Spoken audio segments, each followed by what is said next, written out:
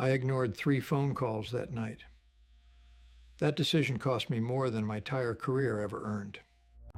I was considered a successful man for most of my life, but I failed at the only thing that truly mattered.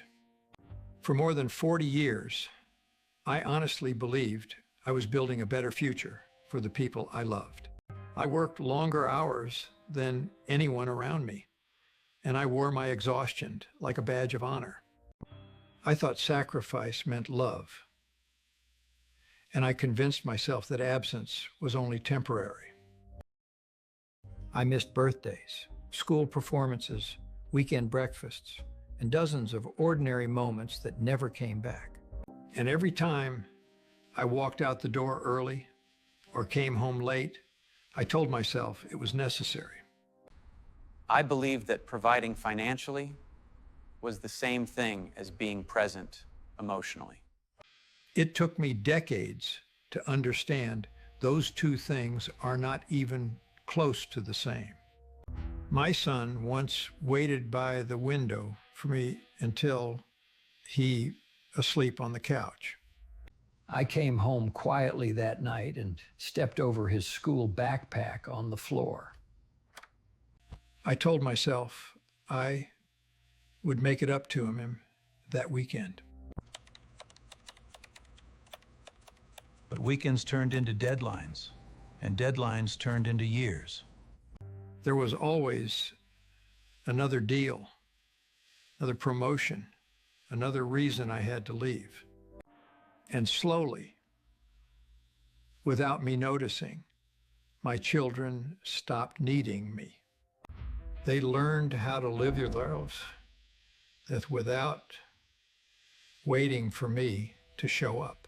And I did not even notice when that change happened. I thought independence meant I had raised them well, but it really meant they stopped expecting me. My daughter once told me she understood why I was always busy, and that hurt more than anger would have. I remember a summer afternoon when they were riding bicycles, and I promised I would join them later. Later never came, because there was always one more call I needed to take. I truly believed that if I worked hard enough, I could give them everything they deserved. I stayed in empty offices long after everyone else had gone home, telling myself this was temporary. But temporary habits slowly become permanent choices, and permanent choices build your life. I built a reputation, a business, a name people respected. But the woman who once looked at me with admiration slowly began looking at me with distance. We never had a dramatic fight. We simply grew quiet with each other. I told myself that love did not require constant presence, that understanding would fill the empty space. There was a night my wife called me 3 times while I was in a meeting. I silenced the phone because I did not want one to look distracted in front of my colleagues. I told myself I would call her back as soon as the meeting ended. But the meeting turned into dinner with clients, and dinner turned into another late night. When I finally checked my phone, there was only one message.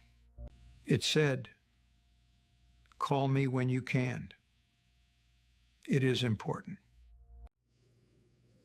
I did not understand how important it was until I saw the hospital hallway. My son was sitting in a plastic chair outside the room. He stood up when he saw me, but he did not look relieved. He said they had been trying to reach me for hours. And in that moment, I realized my calendar had always been louder than my family. I walked into the room knowing I could not undo anything. Machines were making sounds that no promotion could silence. My wife looked smaller than I remembered. She tried to smile when she saw me, and that almost broke me. I held her hand, and for the first time in years, I was not thinking about work. I wished I had learned that lesson before that night. Success had given me comfort, but it had taken my presence. If you think you still have time, that is exactly what I used to think. I believed I was building a future for my family, but I was slowly disappearing from in their present.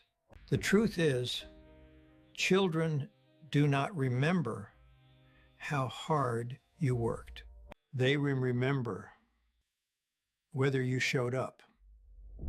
I missed birthdays, dinners, small, ordinary evenings that never come back. I always told myself I would make it up to them someday. Someday is a dangerous word. It tricks you into thinking you are in control of time. But time does not wait for promotions, deadlines, or ego. It moves quietly while you are busy proving yourself to strangers. If I could speak to my younger self, I would not about money. I would tell him to go home earlier. I would tell him to answer the phone. I would tell him that love needs presence, not promises. You still have time, more than you think, more than I believed I had when I kept postponing what truly mattered. Do not waste it chasing things that will never sit beside you in a hospital room. Time is not loud when it leaves you. It disappears quietly while you are busy proving yourself. It disappears quietly while you are busy proving yourself. And you were too busy to notice when that happened. I used to think absence was temporary. But sometimes absence becomes the story of your life. This video makes you uncomfortable. It should. Call someone tonight. Go home earlier. Do not wait for a hospital hallway to teach you what matters.